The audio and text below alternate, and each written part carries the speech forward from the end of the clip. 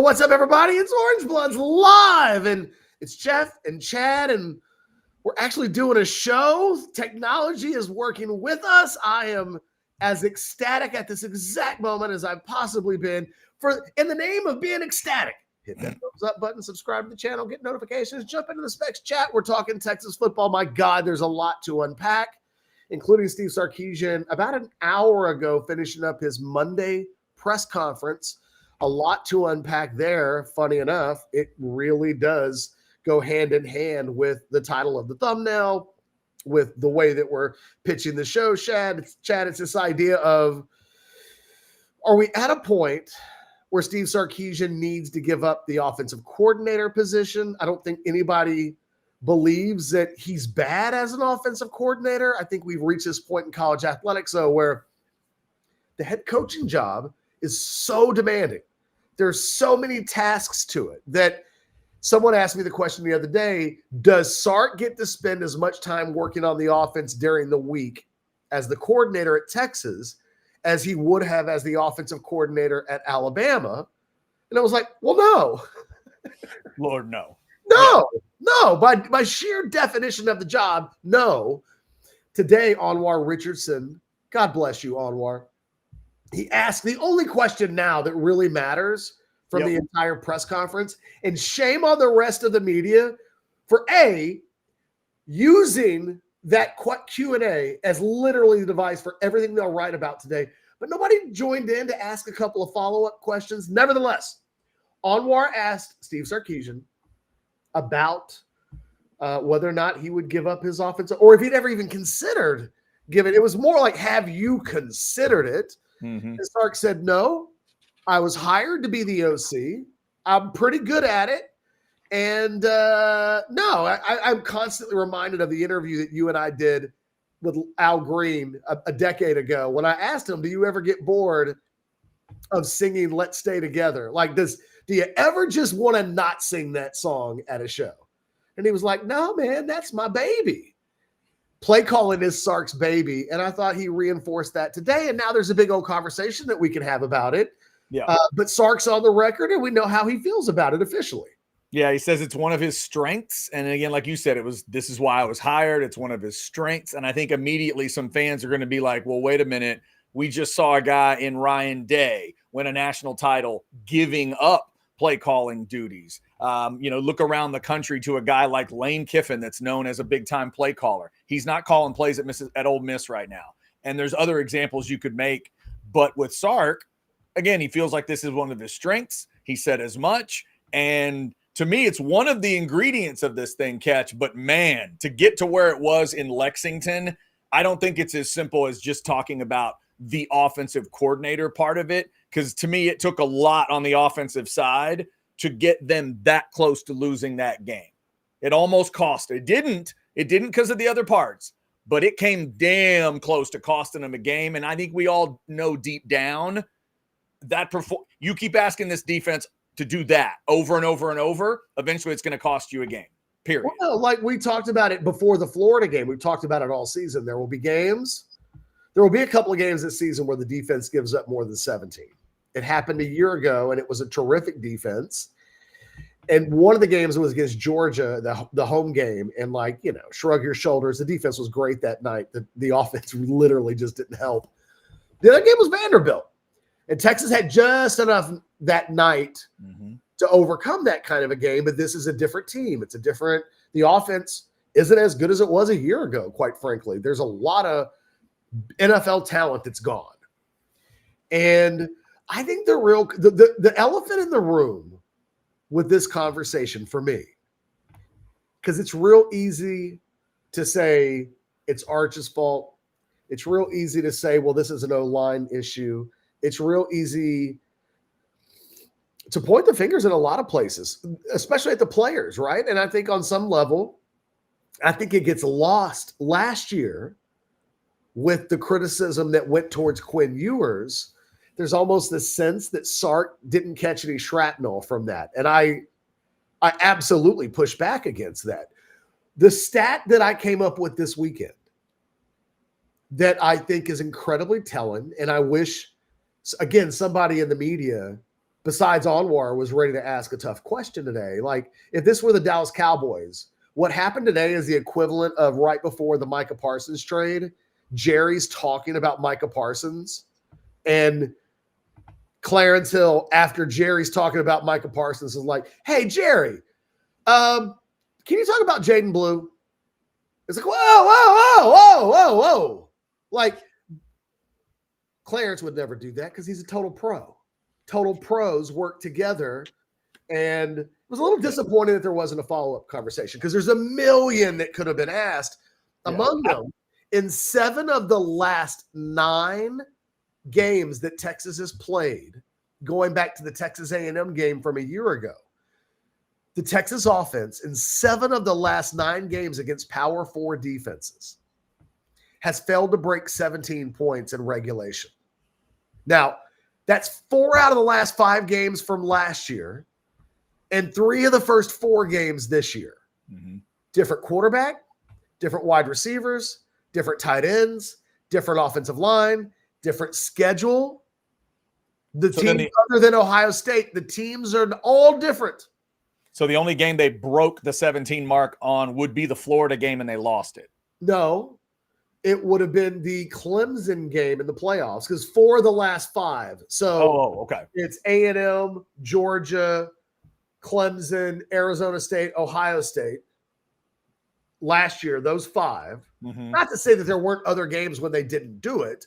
I'm just saying since the A&M game, it's 7 of the last 9, 3 of the first 4 this year. Obviously, Oklahoma is – actually, it's not the outlier. They only scored 16 points on offense in that game, or at least created 16 points on offense because Ryan Niblett had the punt return for a touchdown that made that look a little deceptive in terms of like how good the offense was in that game. They were okay. They weren't great, but they were good enough.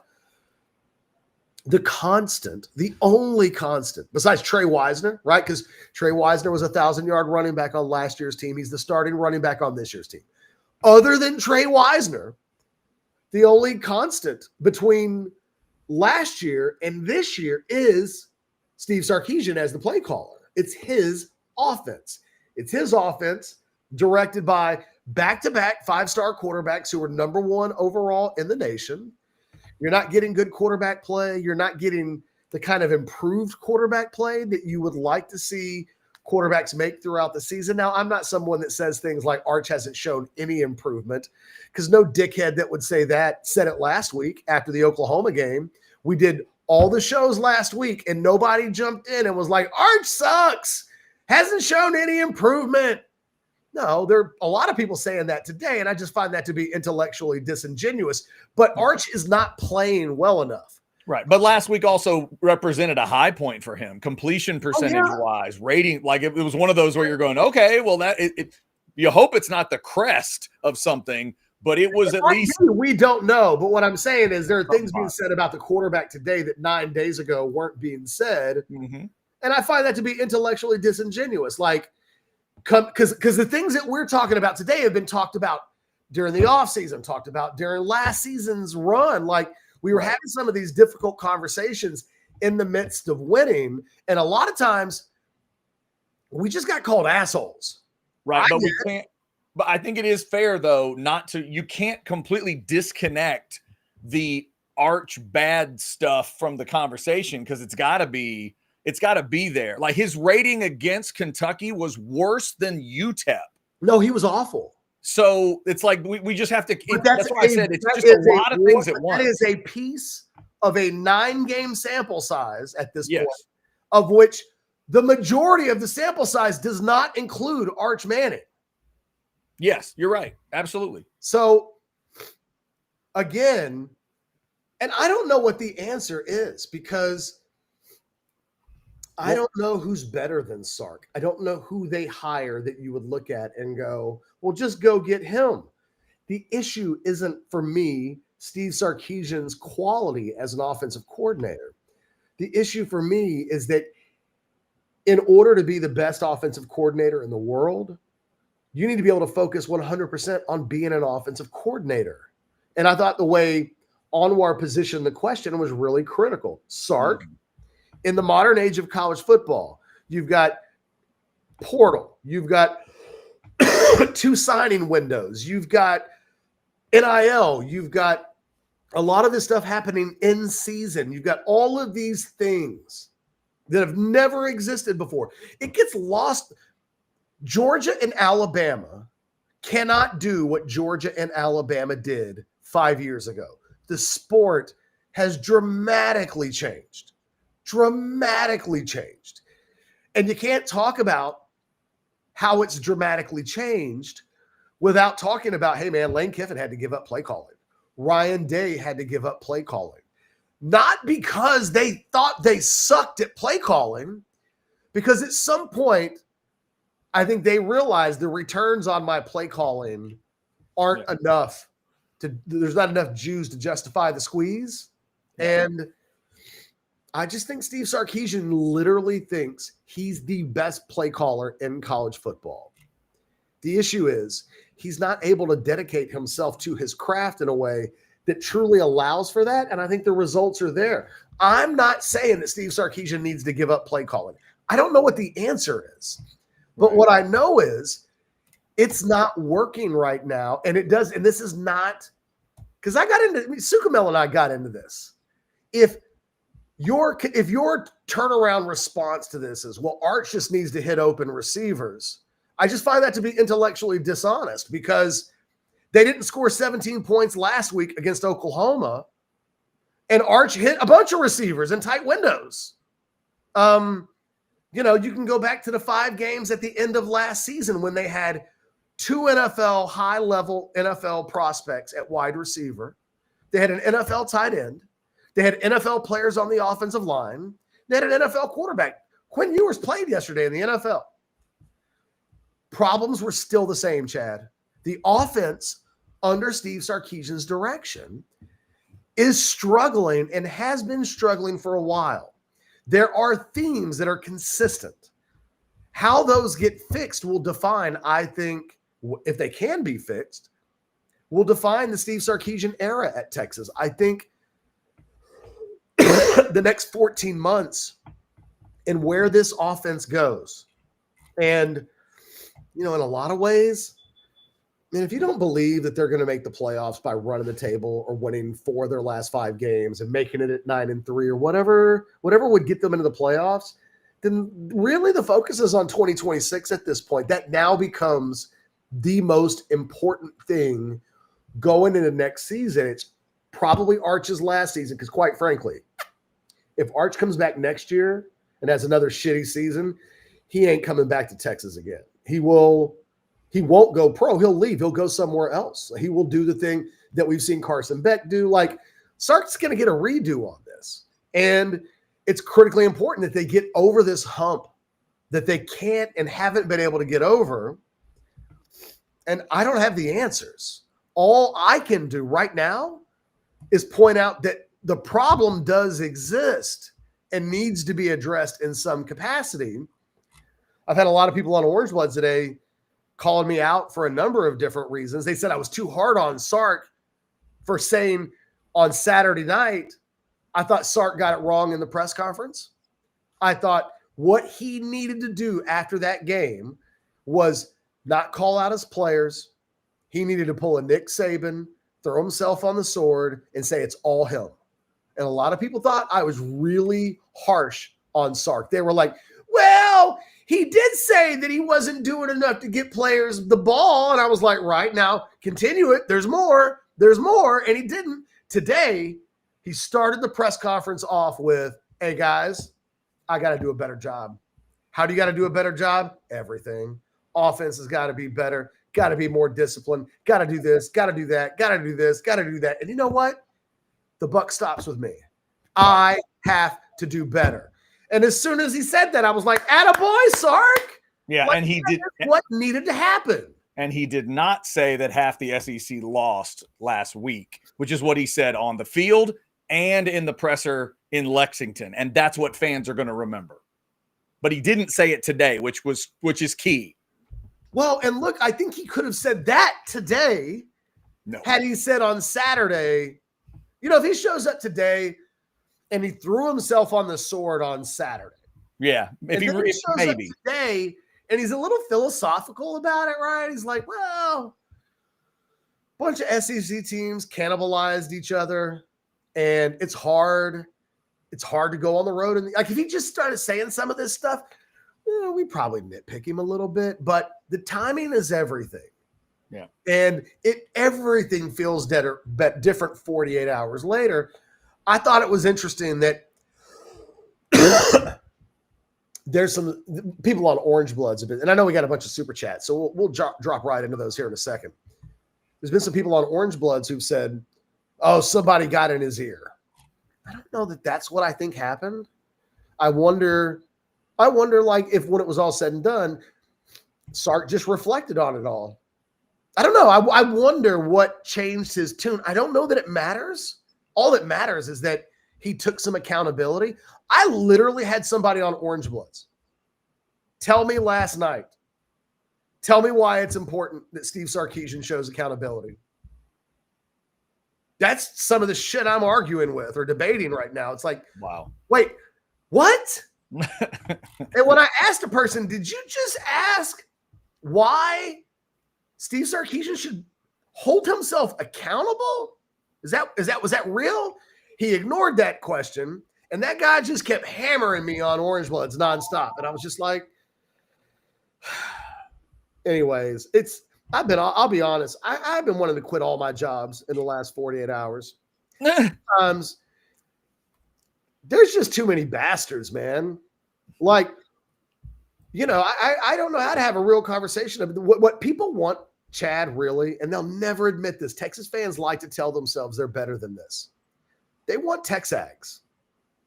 They want, and I love Billy, but Billy sets up shop like on camp. He's A&M football, and consequently, there's a way they cover that team that's just different than the way that we cover it. Texas fans will say, "Oh, don't go to Texags. They're never critical of the football team." But the moment you're slightly critical about the Texas football team, Texas fans then want it to be like Texags. And we do this show 5 times a week. Well, 4 times, not including Tuesdays, but we don't count Saturdays. So like 5 out of 6 times a week. We try to keep it a buck. We try to have hard conversations. They're not always easy. They're definitely not always fun. Sometimes we have hard conversations and people that I work with say stuff like, you hate players. Like, the job is not always easy, but we're here. We're doing it. And I think there's a really interesting conversation to have. And I don't know that there's like a definite answer. And I think that if everybody can like agree, it's really difficult. And whatever the answer is, it's complicated. If we can all agree on that, we can have a conversation. If someone's listening or watching this video and is like, why are you even asking that question? You're just trying to stir up trouble. It's like, well, you maybe shouldn't watch the video because there's actual stuff that's going on. We're discussing it. And like, we can't control the stuff that happens. All we can do, like Anwar asked the question today that everybody knew needed to be asked, but not everybody asked it. It isn't easy to ask the tough questions. Yep. But it is important and it is responsible. And you know what? If you were the person that asked, should I expect Steve Sarkisian to hold himself accountable? Anwar Richardson holds himself accountable. And you know what?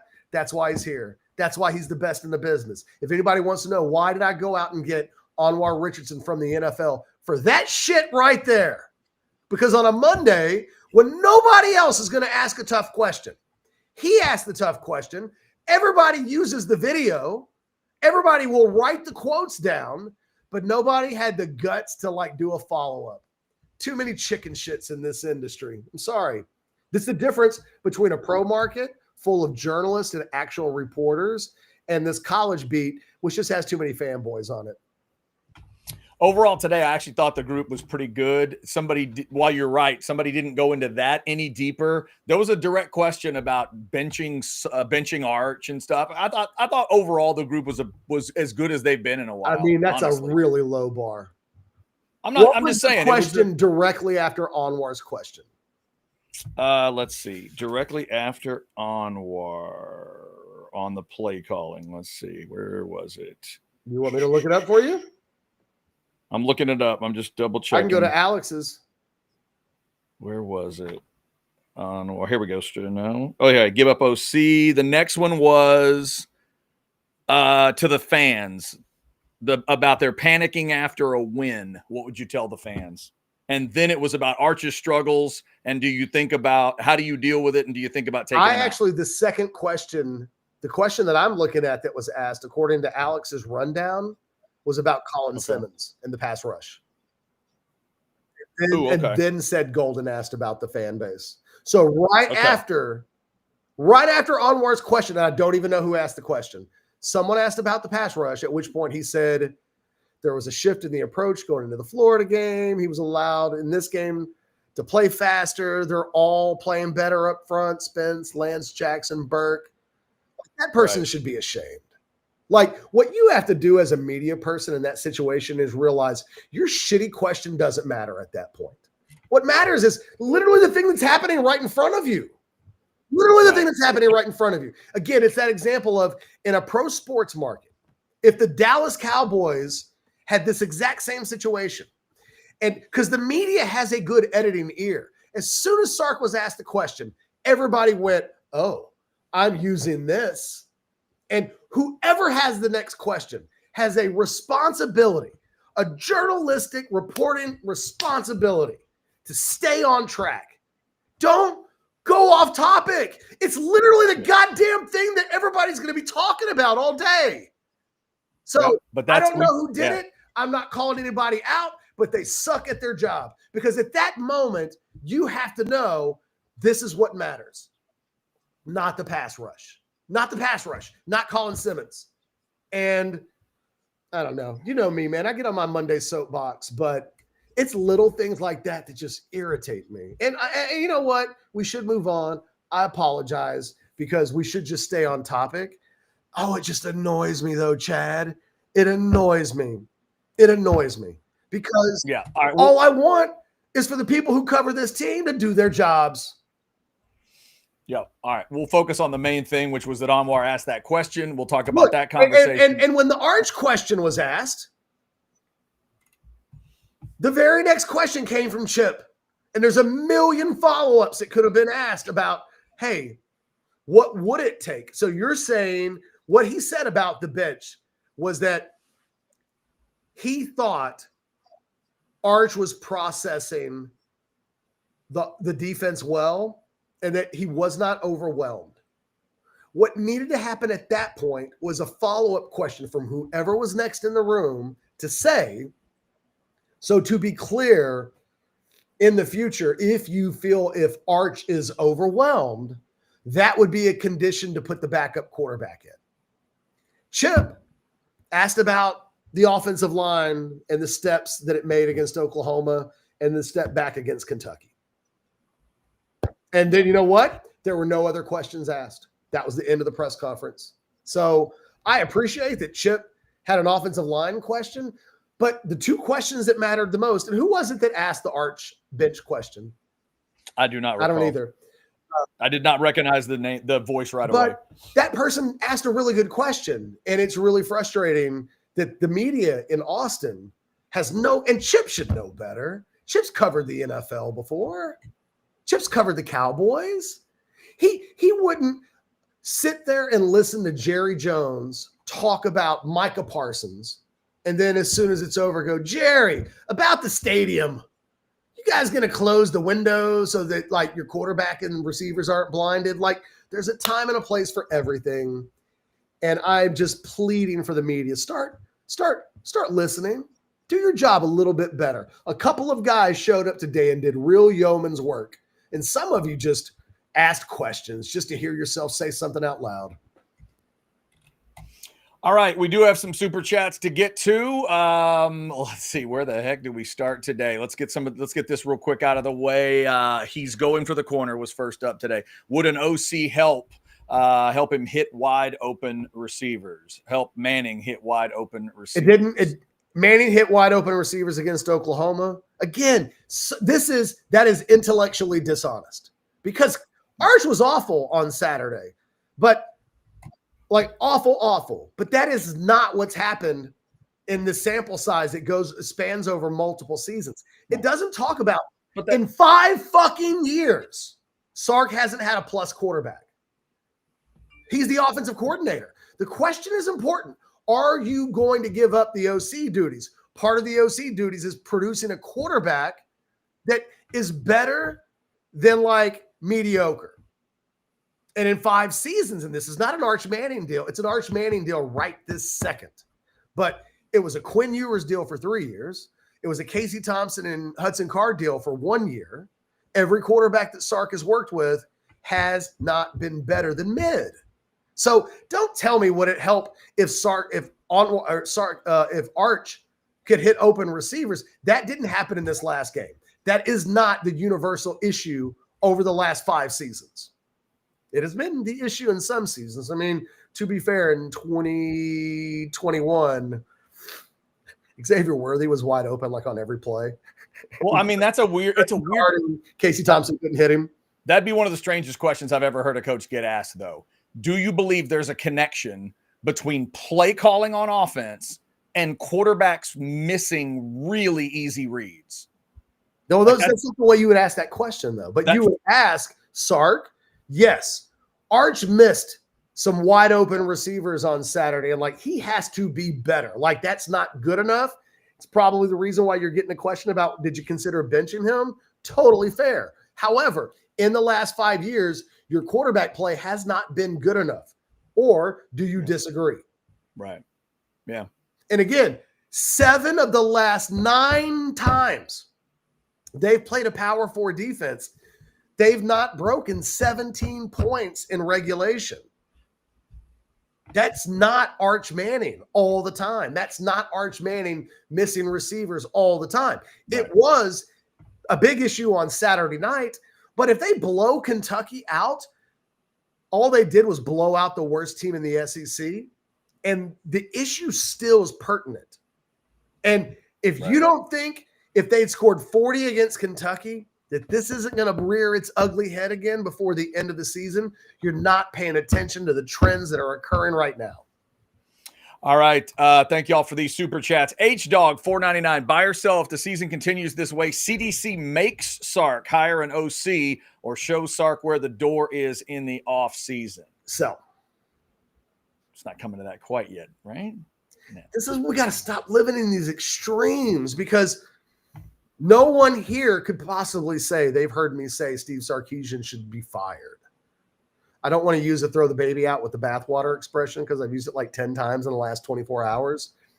But we got to be able to have a conversation about how does the program operate on optimal levels everywhere, because that's how you win championships. And it's harder to do in 2025 and 2026 and moving forward than it's ever been before, which is why Sark's like, I don't even know that you need all 5 fingers on your hand, Chad, to count the head coaches that are currently calling plays in college football. There's a reason why guys that love calling plays aren't calling plays anymore. And I think it might be over Steve Sarkisian's like dead body before he ever gives that up. Yeah, and I'd love to hear guys like Day and Kiffin explain why they did. You know, what was their logic for doing You know what? it? We need to get maybe Cody on an SEC conference call this week and see if he'll sneak that in to Lane. Yeah, just to see if it's there. Brady with a quick question. Is Arch the worst quarterback in the Sark era? No, he's not even worse than Quinn Ewers was as a freshman. He's not worse than Hudson Card. Again, you guys are forgetting that the Oklahoma game happened 9 days ago and that he was pretty goddamn valiant in that loss to Florida. And going into the Oklahoma game, Arch Manning was the highest graded player.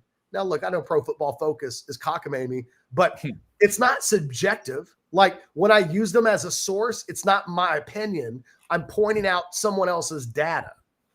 He was the highest rated player in the entire Texas offense. And by the way, Nick Brooks had a 14 grade as a pass protector on Saturday night out of 100. The issue I think that's taking place now, I think Texas fans realize there ain't nobody else on the offensive line. So you can't talk about benching Nick Brooks because He's the desperation play. You can't talk about benching Connor Robertson because he's the backup to a guy that was already, and they missed Cole Hudson on Saturday. Who knew we would say that? They don't have the tackle depth to talk about that with a Brandon Baker. Like, there are no running. Everybody's seen the running backs. So did not stop a question today, though, being asked about, do you think you play Ryan Niblett more at running back? Can you use him as a wing back? Can you give him the ball? Can you do some things? Like, there's just this itch that people have where they're like, there has to be more. It has to be more. It's how we get to a point where people say things like, bench Arch and put in Matthew Caldwell. As if Sark doesn't know what he has in Matthew Caldwell. Like, Matthew Caldwell was an emergency policy. Last year, he was not a good starting quarterback in college football. They only brought him in because he's basically the only guy that was available to fill a really specific need, which is, do we have somebody who's better than Trey Owens in the event that we need somebody to come in a short time basis? It's really frustrating, I think, for Texas fans. There are no other answers. There's no secret weapon. That's what Emmett Mosley was supposed to be. Get Mosley back.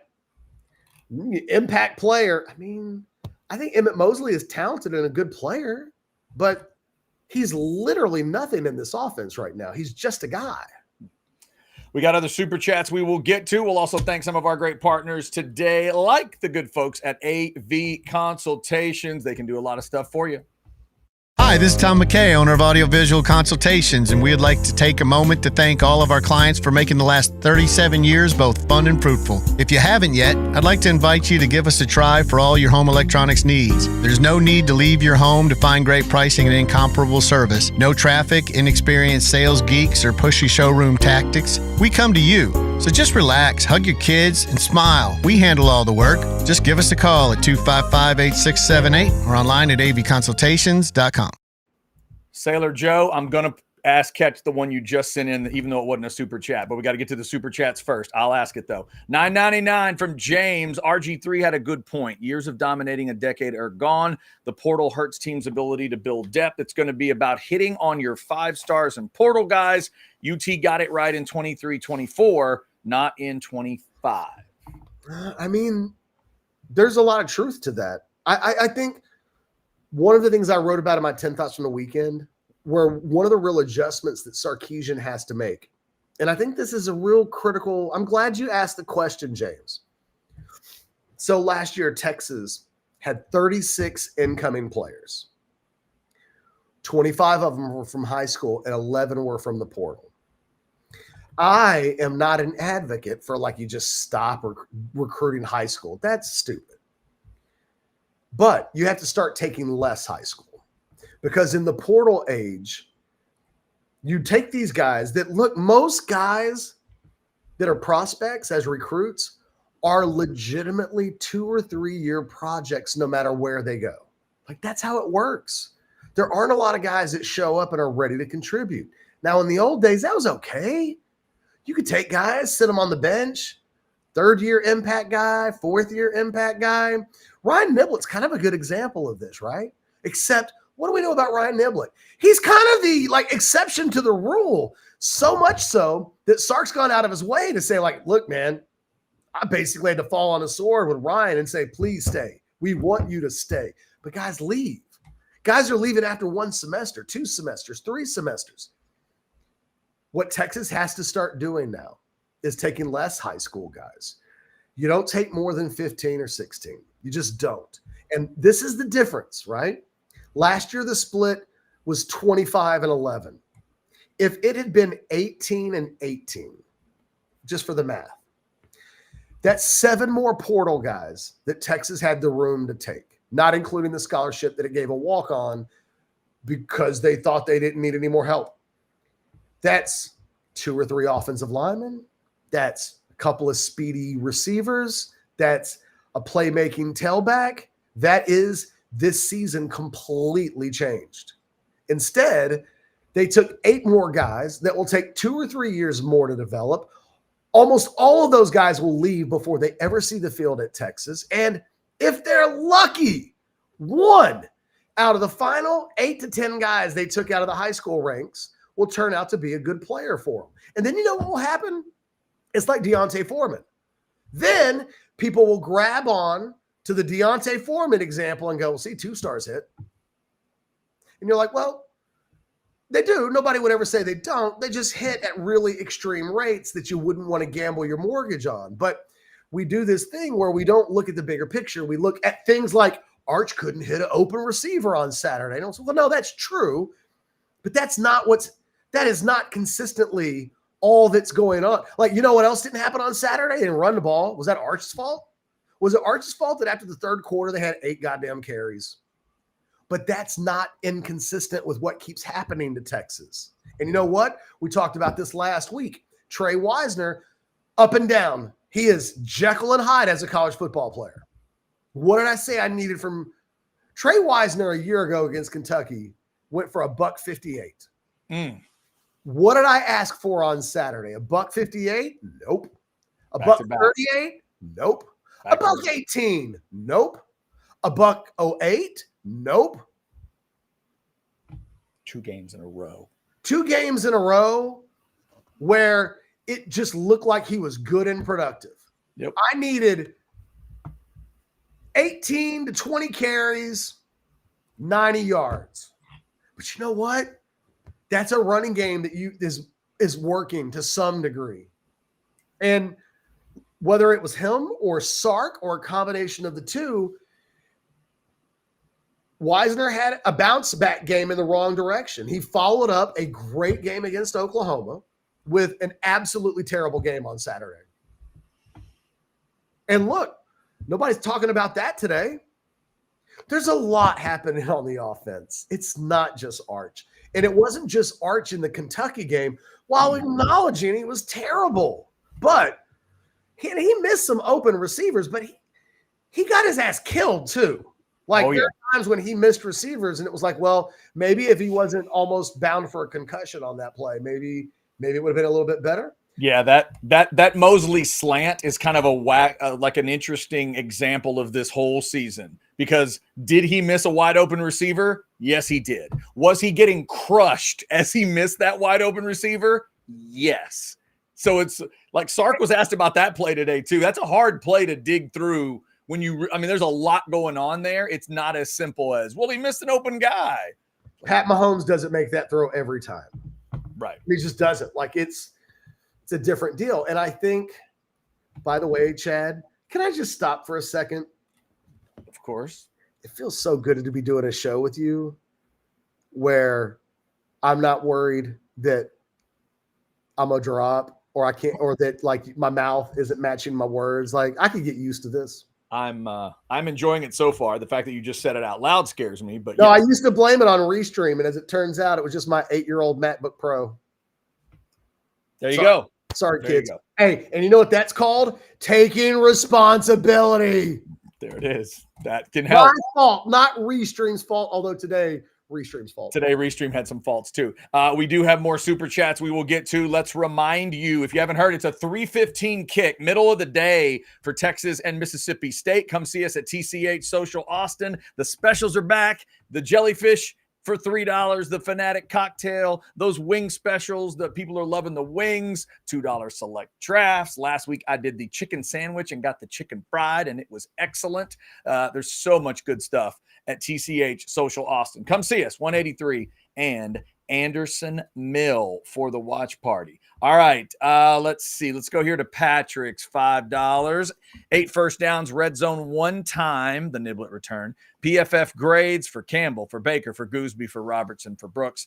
WTF is that garbage? It was not good, Patrick.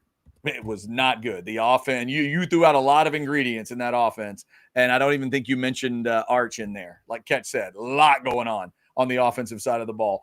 Matt for 10, lowest number of first downs gained in an SEC game since 2022. Bama versus Vandy. Lowest number in an SEC win in the modern era, 2000 and on. Yikes. Matt, it's not a formula I would try to replicate ever again. Ever. How they got out of that thing is wild when you look at when you consider every number. And Catch, if I was Mark Stoops, I'd have stared at that stat sheet for about an hour straight while guzzling whiskey, because I would not be able to understand how my team didn't break that losing streak. I remember back in the day, Mike Stoops did a radio interview, I believe, in Oklahoma City. Mm-hmm. And it was after Selvin Young committed to Texas. So this is a deep cut for the kids, because we got to go back to December of 2001. Sorry, kids, I don't have but Mike Stoops is old, like me. And Texas got a commitment from Selvin Young, and they already had a freshman in Cedric Benson on campus. And Stoops just went on this tirade on the radio about how it was complete and total bullshit that kid would pick Texas over OU or anybody else with the talent that Texas already had stacked up. Like, he just went on it's a rant that 24 years later I still remember. I think Saturday may frustrate him more than the Selvin Young thing. They should have won the game. Yeah. They were the better team. All of the statistics from the game. Look, it is very much a soccer thing. I know you hate these examples, but there are times because there's not a lot of points, not a lot of goals scored in soccer. So my Liverpool team is on a 4-game losing streak. During that 4 games, their expected goals is 9. Their actual goals is 3. Whew. Sometimes, man, life does not serve up lemonade. No, it's rough. And I think Mike Stoops, it would be really frustrating. That Mike Stoops will feel like he worked his entire life to win that game as an underdog against Texas. And that he put his head on a pillow the last couple of nights knowing that's some bullshit. Yes. And to be fair, remember, they're both technically on that sideline. Mark and Mike were both a part of that. So take a little bit of happiness. Mark is not the hothead. Mike is the hothead. Yeah. Although after watching Saturday night, this is a weird side topic, I think Mark is my favorite Stoops flip out of the 3. Yeah. Most people would say it's Mike, but I watched Mark Stoops lose his mind a couple times Saturday night. I kind of dig Mark. You can have Mark. I've got Mike. I'm okay with that. Like, look, you can have yours. I'll have mine. I like watching those guys lose their crap. I do too. It kind of changed for me on Saturday, though. I never really appreciated Mark losing his mind. To Mark Stoops. Mark losing his mind. I like Mark yelling at Mike. So Mike's losing his crap. That was good. When Mark turned to Mike and said, "It doesn't matter. It doesn't matter." That was good. That was would buy stock in a Mark and Mike reality show. Oh, yes. Yeah. But they're not allowed to do anything football-wise. You just watch them like order food, and I want to see them yelling at each other. Yeah, it's all day. Follow them all day. That's the Harbaugh documentary, right? I just want to see Jim and John just do shit together. And like, I'll never forget John Harbaugh telling the story where Jim tried to drown him in the ocean, right? Yeah, I hate that. I need that on camera. Give me that. I want to see the Stoops brothers on Netflix coaching Kentucky football, but they show no players. It's just the coaches like driving to school, dealing with their family, talking to Bob occasionally. Oh, yeah. And Bob yells at them. I mean, they're brothers. They yell at each other. If somebody had a camera on the Harbaughs, maybe one of them would have gone to jail, like he probably should have. All right, let's see. Our guy Wes is throwing 20 at us. What's up, Wes? It's perfectly fine to be critical and to provide constructive criticism. Not sure why people are going so overboard and talking about benching Arch, firing Flood, etc. Wes, because there's a third loss looming and people are freaking out. That's why. I mean, is it too far? Probably, but that's why. I think you're not wrong, Chad. The game ended and it was a win. But for a lot of people, it was a sign that 7-5 is very possible. In fact, I've had people say that I had a buy or sell question. You think that was the last win that Texas gets this season? It's like, well, no. The team that was capable of beating Oklahoma the way that it did is capable of winning some of the games left on the schedule. But it's going to be really hard to win many of the games that are left if they're not considerably better. And it's why this from 30,000 feet up conversation about the offense is taking place. It's Arch. It's the running backs. It's the tight ends and the receivers and the offensive line and the coaching. It's a big old pot of goulash. A bunch of stuff is in there. Yeah, it is a lot of stuff right now. We're digging through it today. Thank you guys for jumping in on the Specs chat and helping us. I think I've got that. There it is. $4.99 from the corner. Does Sark realize how expeditiously he is losing the fan base? Does he care? By the way, loved Simmons' comments correcting Sark. That I missed, but okay. So in the post game on Saturday, Sark said that the identity of the team was defense and special teams. And someone asked Simmons about that comment, and Simmons was like, no, I think he meant to say our identity is offense, defense, and special teams. And he goes, we stay together, we play together, we support each other.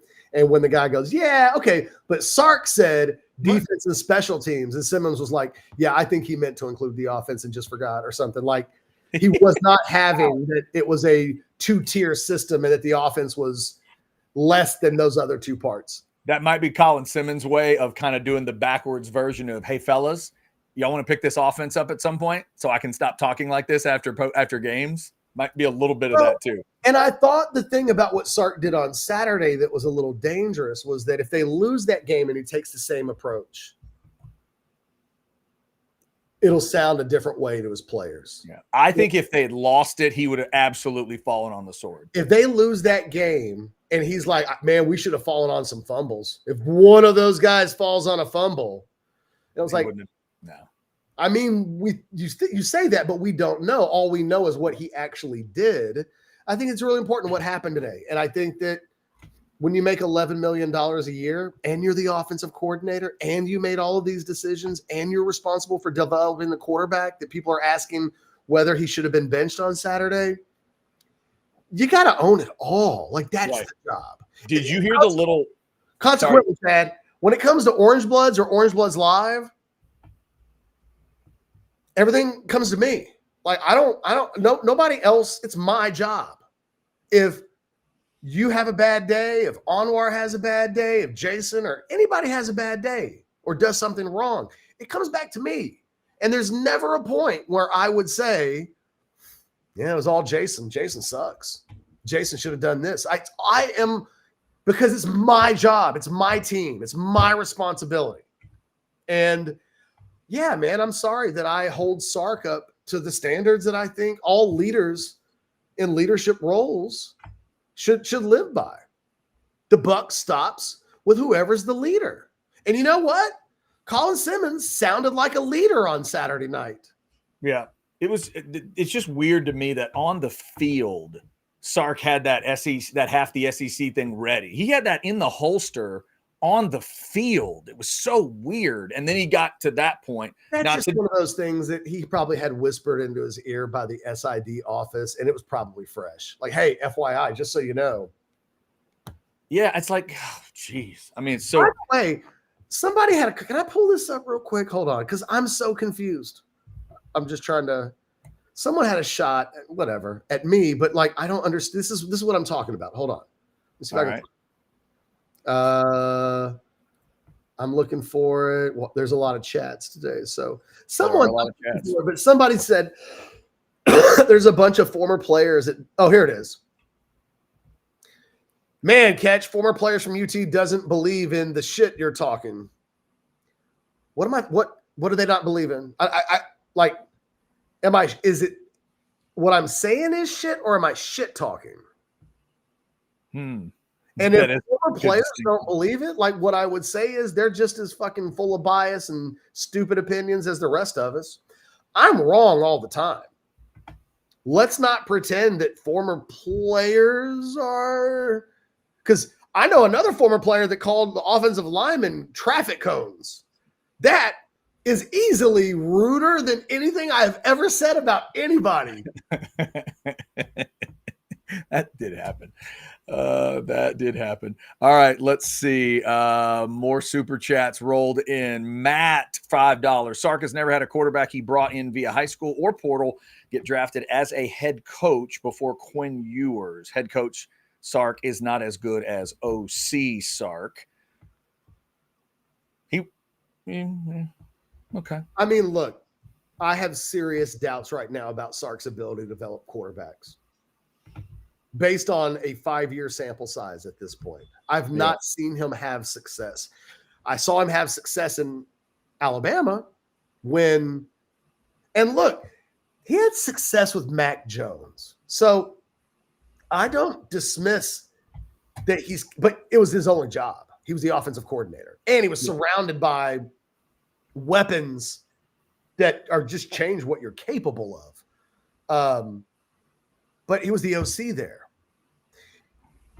In the last 10 years, going back to USC, the only success he's had as an offensive coordinator is really at Alabama. He wasn't a success in Atlanta. They ran his ass out of town. Seriously, you should type in Sark in Red Zone and go see what Atlanta Falcon fans were saying back in the day. Right. Like, to the spirit of Anwar's question, at some point, I think Sark has to have like a real conversation about, are you the best play caller in the country? Yes. Are you currently in a position to be the best play caller in the country with all of the responsibilities that you have on your plate? If the answer is no, then what? And if the answer is yes, then let's see it. Yeah, because I think that right now, Sark would tell you that no matter what the answer is, it still involves him being the play caller. So then the question is, well, then what else would have to change? And I'm okay with that. Yeah, does something else have to change? That's my guess if there's ever a discussion. How do we get to a point if this team makes the playoffs where before a playoff game, a national semifinal, he's not distracted by 100 other things?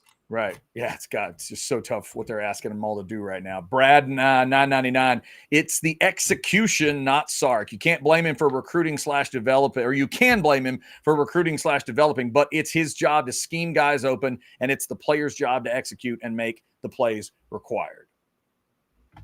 I mean, Brad, you're right. It's all, again, I'll keep saying it took a village to almost lose that game. Whose job is it to get the players to execute? That's his job.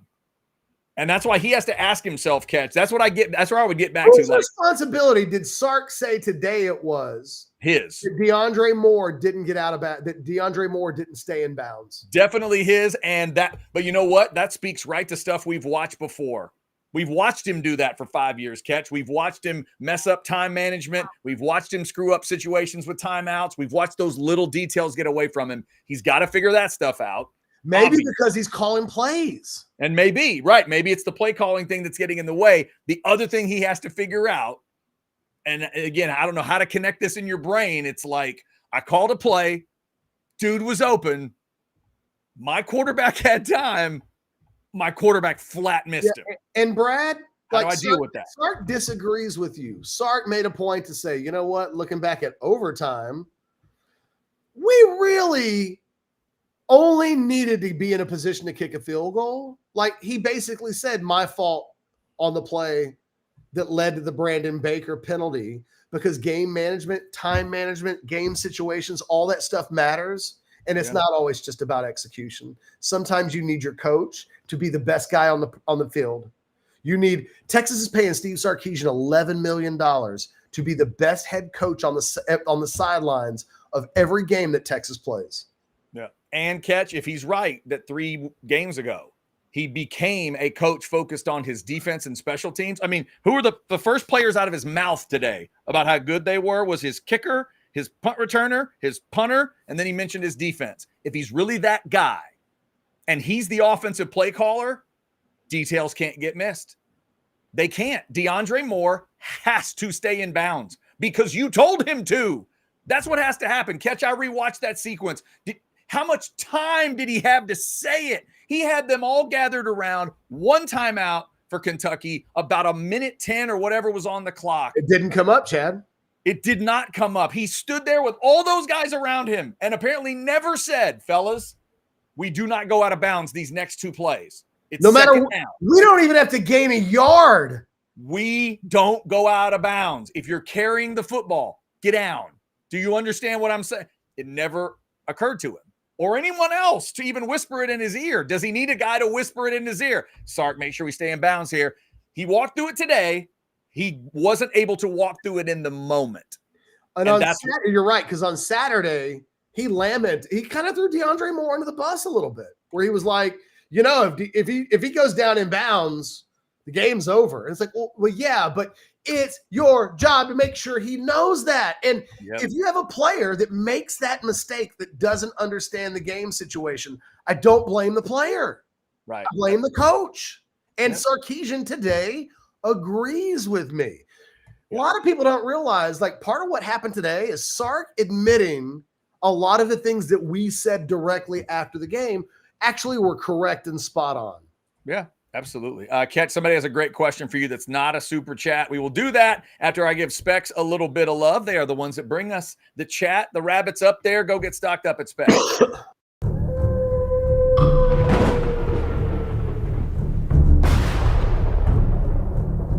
When the savings are this good, the whole world takes notice.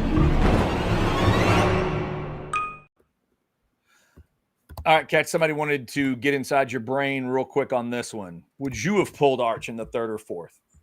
No, because they don't have another option that I think is viable. Like, this isn't the same as you had Arch Manning on the bench last year when Quinn Ewers was struggling. I think it's just different. They don't have – look, if there was another option, yeah.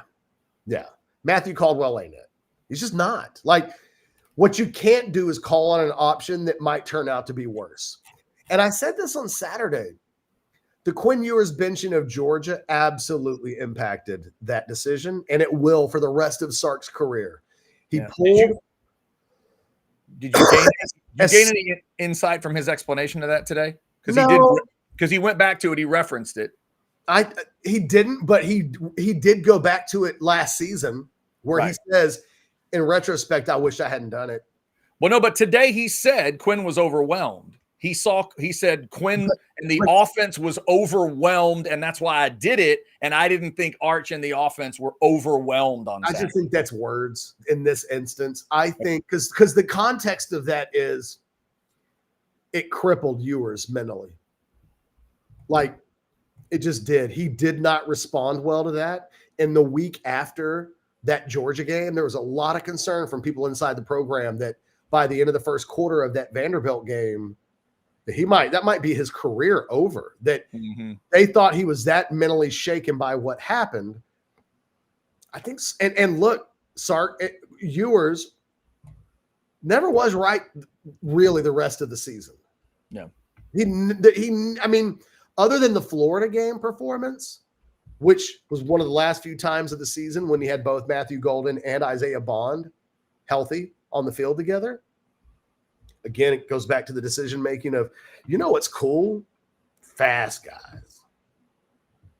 Because they run fast and score touchdowns. But I just, I think that's so fresh. He was not going to repeat the mistake that he thinks he made a year ago by doing something that from 30,000 feet up, Arch is this guy for the next year and a half. He wasn't going to do anything that, in theory, shook that to the core. So, I get where he's coming from. I understand if somebody believes that. I mean, at one point, Arch had 9 out of 10 incompletions. Yeah, it was 9 out of 10. It was 10 in a row against UTEP. It was 9 out of 10. And again, this rating was worse than UTEP, if that's possible. But it was. But it's not all of it. Let me tell you, if Trevor Gooseby gives up 4 sacks on Saturday against Mississippi State, and it looks like he's overwhelmed, his ass is going back out on the next drive. Yeah, he's the best player we have. Yeah, no, that's fair. Because there's also, like, the miss to Wingo and the miss to injuries are the ones that everybody's discussing. There's also the one where it was a little behind Wingo, but he has got to make that catch. You got to make a catch for your quarterback there. There's also, Catch, to the play calling discussion, there's also a 3rd and 8 where the only idea Sark came up with was quarterback draw. Wait, hold on. What? You're almost in field goal range. You got a really good kicker. What are you running on 3rd and 8? Quarterback draw. Trust me, Chad. The game, Chad. Trust me, Chad. It's gonna work. Like, really? You think your team can block that play based on what you've seen so far? All right, give it a shot. And it got nothing. It's those kind of play calls that blink at me big time. It's not when people talk about, again, the over fancy. It's under fancy to me. That's when I see it and I go, wait a second. That's all you could come up with after watching your team for 6 games? Yeah, I don't get it. And I go back to the opening drive of the game when it's 3rd and 2 and they ran a reverse pass that wasn't completed. It's a low percentage play. It's like when you see quarterbacks throw that fade in the end zone on 4th and 1, and it's like, well, what were the statistical odds of connecting on that play? Like 30%? That's your play? You went for it, didn't take the points. You gambled on 30%. You know, I think one of the things that Sark is struggling with is that I think he has a script that early in the games, I'm convinced, and I could be just way wrong. I think he followed the script in that early part of the game, and down in distance and game situation matter less than we spent all week working about these plays in kind of the order that we're doing them in. The problem isn't so much that, it's that I think what happened on Saturday is once the script ended, you get to the second quarter and all the things that you did like about the first quarter never pop up again. Remember the ball that he throws to Jordan Washington, that little wide receiver, the tight end screen, that swing screen went for about 20, didn't see that the rest of the game. And when it happened, everybody went, nice wrinkle. Yeah. More of that. Exactly. But it was kind of restricted to what kind of happens in the first quarter. That script ends. And, you know, you go back, you look at Quinn Ewers. Quinn would oftentimes starting in the second quarter over the course of last season and the year before. He'd go 30 minutes or more where it just wasn't happening for him. Sub 100 quarterback ratings like Arch had the other night. It's usually after the script expires. You don't often see Texas quarterbacks come out early and terrible in the first quarter. You do see the offense, though, slow down significantly and the quarterback play follows. And it's just one of these things that as this season heads towards its conclusion with 5 games to go, there's a lot for us to watch and pay attention to. Yeah. Speaking of 5, I see 5 super chats that we need to clean up. We will do that. Let me remind you about Hayes City Store. It is a good place to go check out some good food and beverage. There's the queso on the left. There's that chicken fried steak on the right. And a shot of the ice house for you in the middle. It's a great covered ice house now. They got flaps on the sides if it gets cold. They've got if it goes cold, they can do the flaps and the heaters. They've got fans if it's a little warmer. Weather's turning right now. It's a great time to be out there at the ice house or maybe under those great shade trees. Go see Travis, Tamara. Tell him we said hey. Tell him you heard about it on Orange Bloods Live. Go check out Hayes City Store. All right, let's go with Matt's. I think we got, yes, another one from Matt. Matt, thank you. Multiple super chats today. Where's the development of high school offensive recruits? Maybe 4 or 5 great guys in 5 years. Rough. That's true. Oof. It's a rough number if he's right. I mean, count them out. Quarterbacks, running backs. I mean, Jonathan Brooks, yeah. Yeah. That's probably it. Does Bijan count there or no? No, you don't get credit for developing Bijan. All right. Just trying. I saw he played last night. Looked pretty good. So Xavier is the wide receiver from the high school ranks that has worked, but none others have. Because Mitchell came in. Yeah. Tight ends, Gunnar Helm and Jatavian Sanders. Golden came in. Yeah, that's 2 guys. Yeah, good. And then on the offensive line, you'd have to say Banks, Cam Williams, Goosby.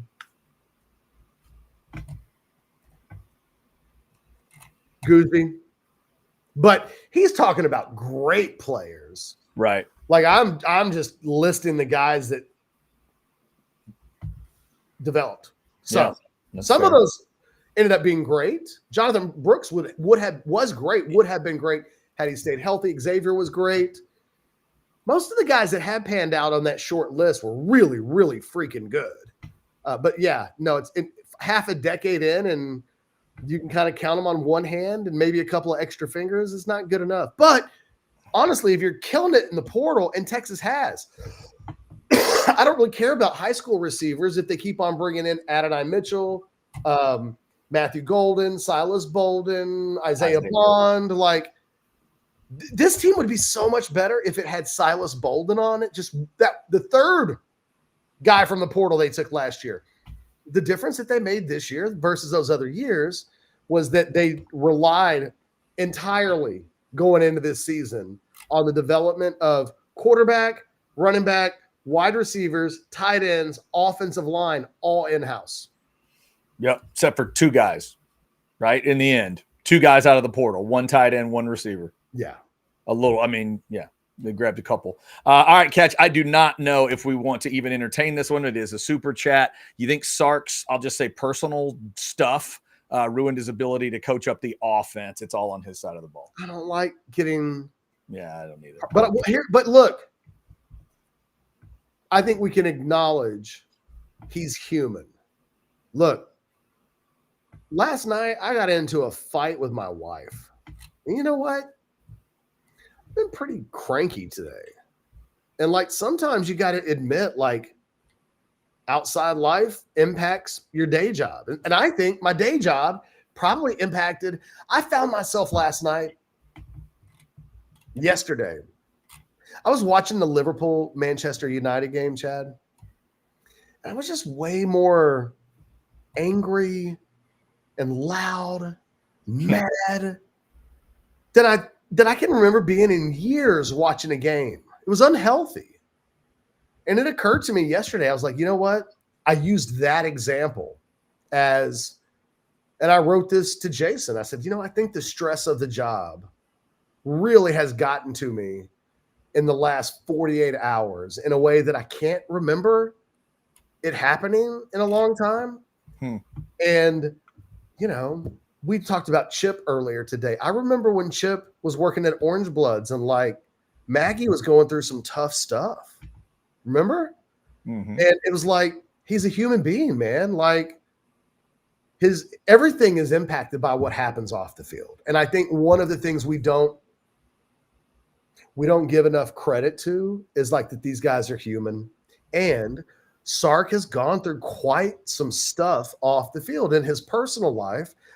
I don't feel comfortable talking about that stuff. Like, can make him do this, do that.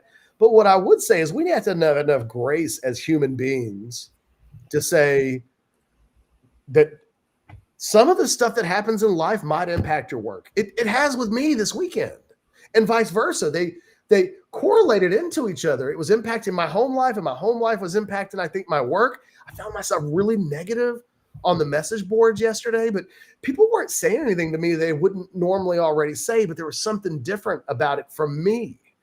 And so I would just say, just be willing to give anybody grace for, you just don't know what someone's dealing with all the way. And look, what Sark would need to do is, if any of that stuff was really impacting the job, like, he's got to, at that point, like, maybe have some of the conversations that we're having. He doesn't have to do it with us, but he may have to say, like, look, if all of this is going to happen, maybe I do have to give up some other responsibilities somewhere. But yeah, let's not do that. Like, let's just give him some grace on the personal side and wish that he and his wife and their new baby, like, let's just hope that they're happy and healthy, and that, as complicated as all of that stuff can be, like, let's give him some benefit of the doubt. And maybe that's the best thing he's got in his life right now. Maybe work sucks. Yeah. Maybe he can't figure out Arch. Maybe he goes home every night to his wife and kid, and that's the only thing helping him keep his sanity. We got to be able to like leave the room of possibilities open to a lot of things, and not go to the worst thing when times are struggling, because it really is just as possible as that thing that you think might be a distraction might actually be his saving grace right now. So let's not cross boundaries. We can acknowledge some stuff has happened, but it's irresponsible, I think, to lean into that. We don't know. We don't. We could never. Same thing with Amar's here. Yeah, Sark being a new father, a new family, obligations be a factor. Amar's, he could think up a really cool play call while feeding the baby. You never know. You never know. The timing is the timing, and it's going to cause these things to be asked. But I mean, Catch, they used to think when athletes got married, it meant they were going to be awful. You remember those days? Couldn't have sex before games. Women take your knees. Couldn't have sex before games. And then when a big time athlete would get married, it was like, it's going to be ruin him. It's going to ruin him. And as soon as they don't play perfectly after that, there it is. The marriage wrecked them. Do you watch Ted Lasso? Never watched it. No. There's an episode in season 2 or 3 where the character Roy Kent is doing a press conference and he's telling a story about when he was a young player and he had a teammate whose wife was pregnant. And one of the jokes that they would make around the locker room was that the baby wasn't his and that like it was his baby or another guy's. They were just busting the guy's balls, right? Yeah. What he didn't know was that the wife had a miscarriage. So that guy beat the crap out of that character, like gave him a concussion, knocked out some teeth, didn't realize that what was going on behind the scenes that led to that beatdown that he suffered. And one of the points, like the morals of that is like, man, we don't know. We don't know what people are going through.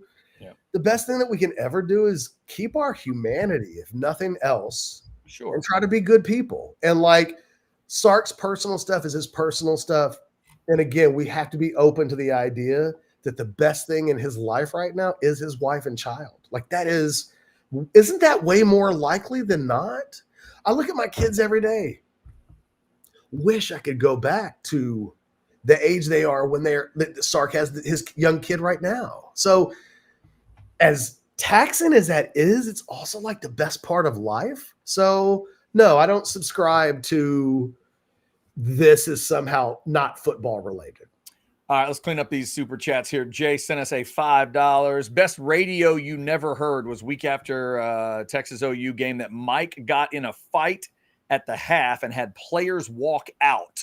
Got in a massive fight on a radio show. Oh, that had to be fun with Mike Stoops. Mike is a legend for his losing his crap. Yeah, and I'll say this, Jay. Let me be very clear about my Stoops flip out thing. The ranking goes like this. If we're talking about inside of a press box, I want Mike up there. Mike, when they put him in the press box and he's screaming and hollering, that's entertaining to me. But if I want somebody yelling at an official, I think it's Mark.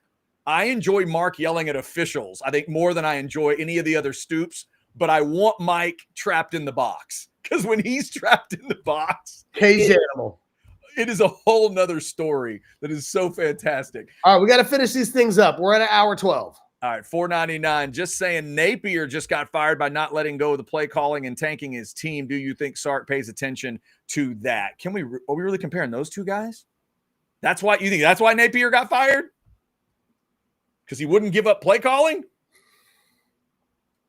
But okay. I think what I would say, out of respect to Heath, this is where we are. When this isn't a 1 week anomaly, when these things happen over a period of weeks and months and multiple years, these are the conversations that break out. It's people have questions. There aren't answers. Everything becomes rhetorical. And, all of this is complicated. That's the other thing. I get really frustrated by people who would have read what I wrote this weekend and think, well, Ketch thinks Sark needs to be fired. It's like, well, no, that's lunacy. He has the program at arguably the high point in its history, with all due respect to like Mac and the national championship team. Like that's probably and easily number one. But beyond that, like Sark's got this thing cooking. It's just so complicated. This job is not what Mac Brown in 2005 was not doing what Steve Sarkisian has to do. And I just think that one of the continued conversations in college football that we're – and look, you know what? They're having this conversation at Clemson right now. Dabo is either going to have to adapt or he's going to get run out of town. This is not a sport for dinosaurs anymore. And let me just say this again.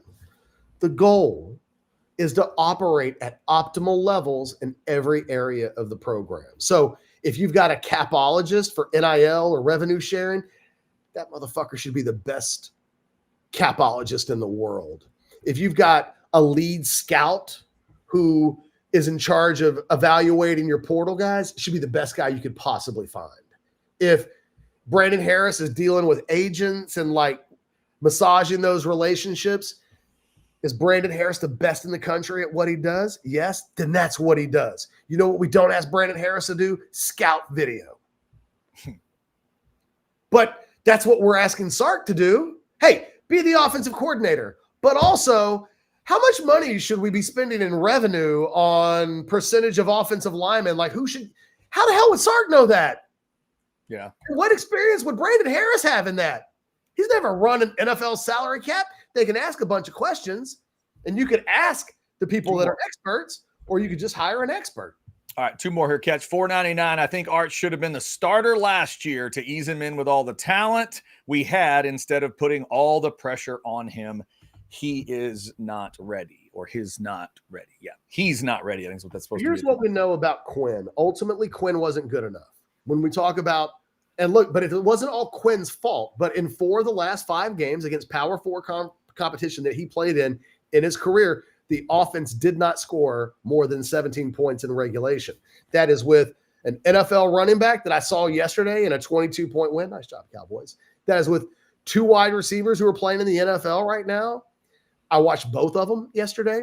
That's with Gunnar Helm, another NFL player playing at tight end. I didn't watch him play yesterday, but presumably he was out there. That was with Kelvin Banks at left tackle. That was with Jake Majors at center. That was with Cam Williams at right tackle.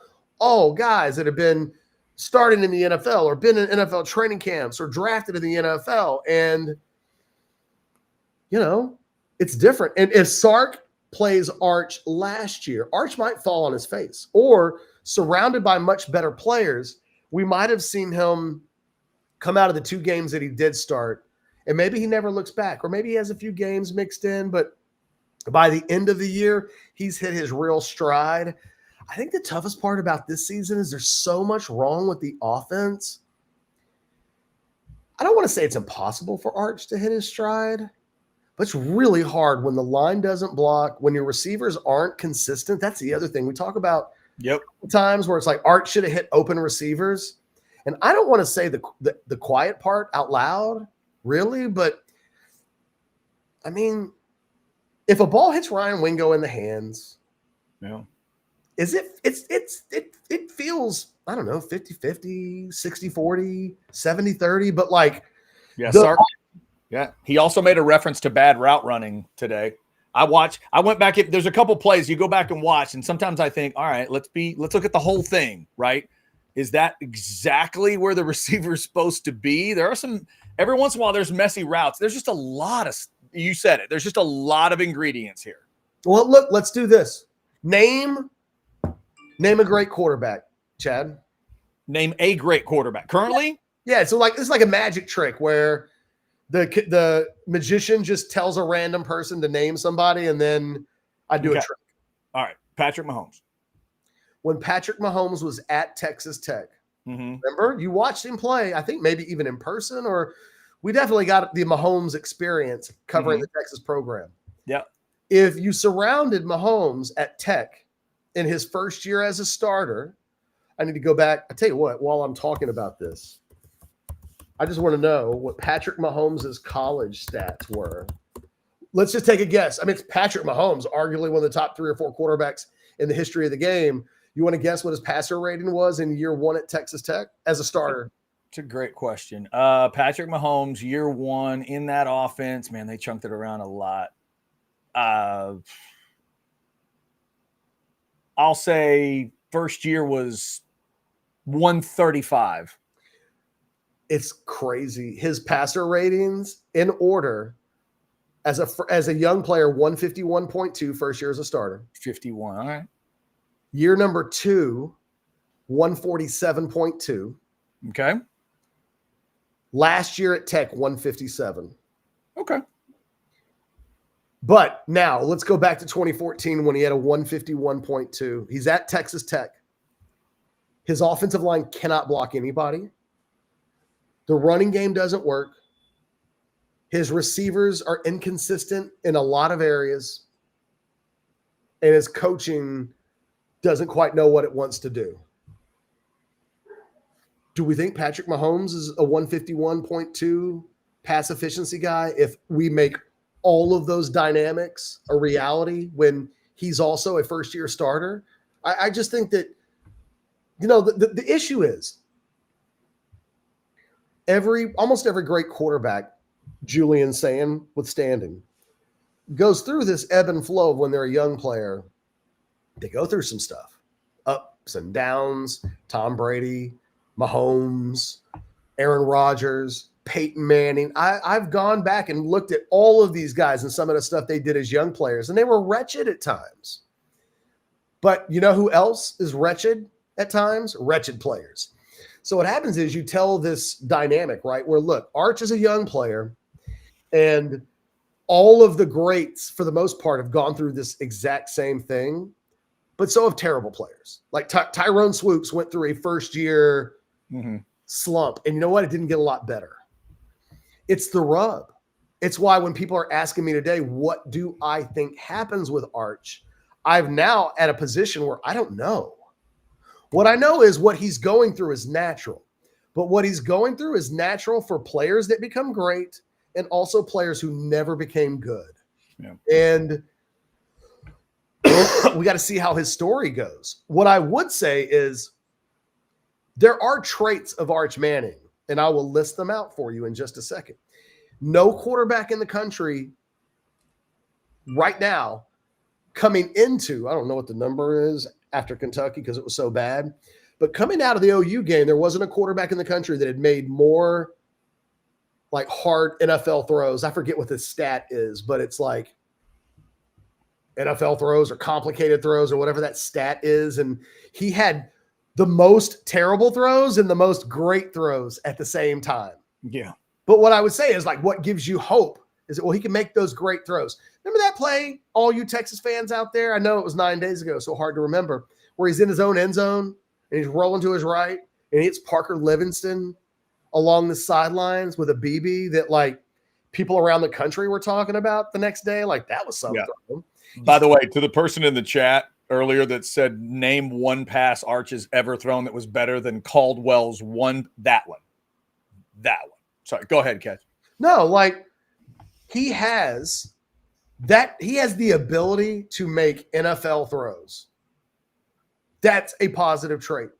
He is a plus athlete that, at least at the college level, gives you some scrambling ability. It gives you the ability to add to your run game. I mean, the only explosive run that Texas had all night on Saturday that was more than 8 yards from its running backs was from its quarterback. There are physical traits there. He doesn't turn the ball over much. I don't think he is still not hanging this defense out to dry. It might be his best quality of the year. It's not insignificant. No, it's not. When you look at, do you know that Mahomes played a partial season as his first year as a starter? In his first full season as a starter at Texas Tech, Mahomes had 36 touchdown passes, but he had 15 picks. Yeah. So Arch has only had one game this season where he's had more than one interception. He didn't turn the ball over on Saturday. And here's what we know about Saturday. Because the offense was turnover free, that game hung in the balance in such a way that if Arch makes one ball, is loose with it once. Oh, they're done. They're done. Yeah.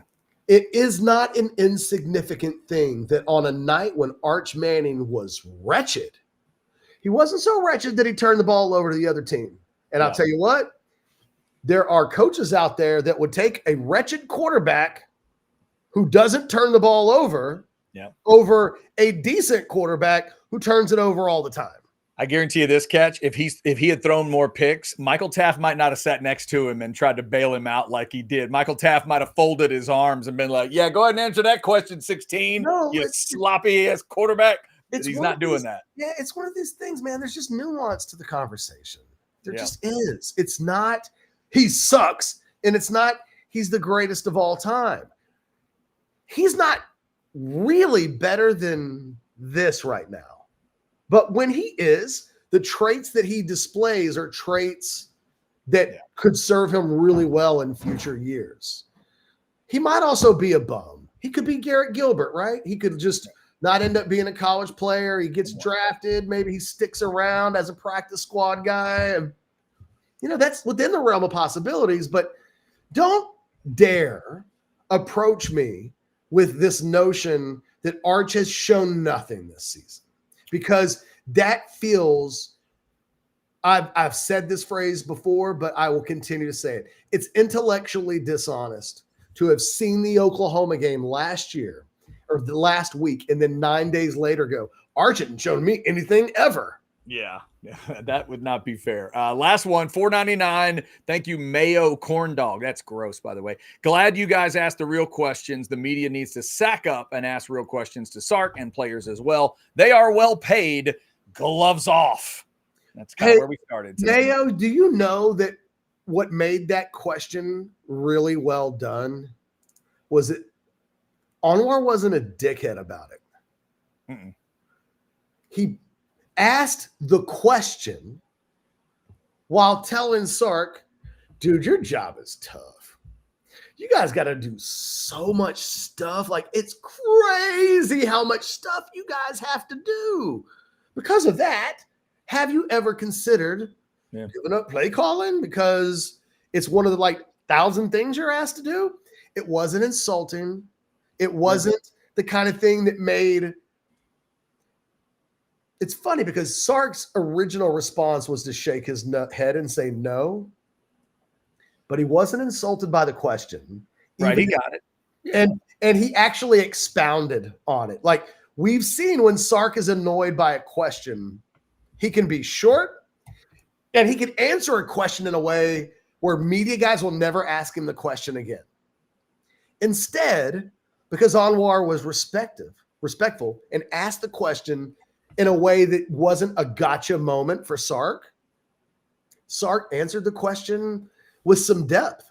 And I think that when it's like the media needs to sack up and ask real questions, I think it's important, Mayo Corn Dog, to realize real pros know how to do that with touch. What Anwar did today was methodical. It was calculated. It wasn't by accident. It is, I think, one of the downsides of 2025 media. Anwar and I were having this conversation earlier today. When I was young, man, I had mentors, and they brought me up talking about the important, journalistic integrity and what's important and how do you do these things and keep your respectability, but do your job correctly. I think what we've got in the current media landscape is a lot of people that don't have official training. And I'm not saying that that's bad. Look, I run Orange Bloods. It's a fan website. So I could just as easily be exactly the kind of person that I'm talking about. All I'm doing is admitting what's happening.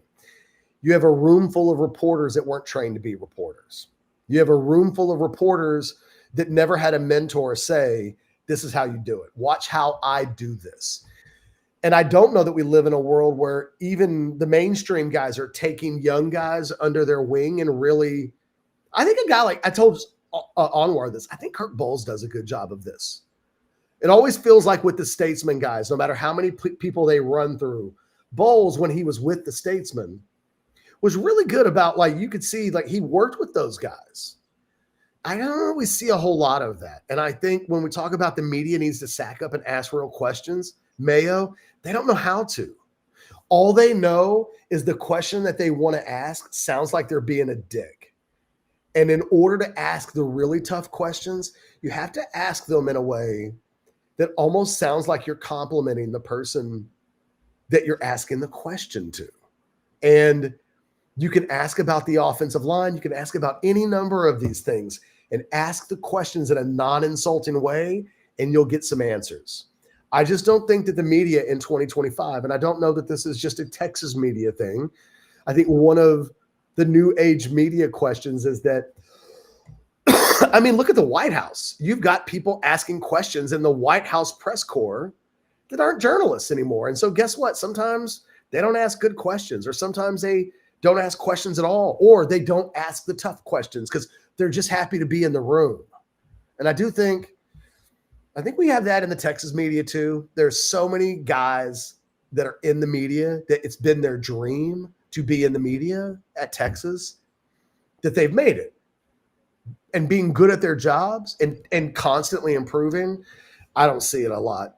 Like, there's not a lot of guys in this market that I've watched for years and think I want that guy working at Orange Bloods because I can see how much he's developed and improved.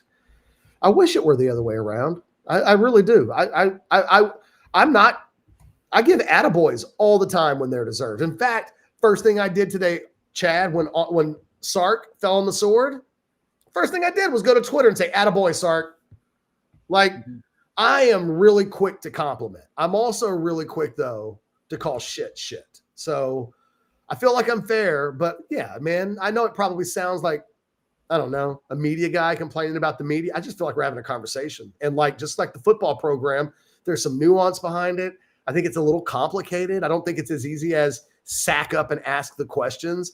I think guys are scared to ask questions because they don't know how. Real quick, before we're getting out of here, this one just came in, $2 from Orange Bloods 1. In my opinion, great positions by you today, Catch. Attaboy. Thank you. I mean, there you go. Catch, you good? Yeah, man. Like, I was just going to say, I think I wanted to quit the job. I said that earlier. Like, not literally. I wanted to metaphorically quit. Like, sometimes it's just hard doing this job because it's like, what do you want us? What were we supposed to talk about today, Chad, if not this? Were we just going to talk about Mississippi State and ignore Kentucky? Were we going to talk about just the defense and not talk about the offense? Like, there's just, I don't know. I feel like we're talking about the important thing, and I think that hurts some people's feelings. Thank you guys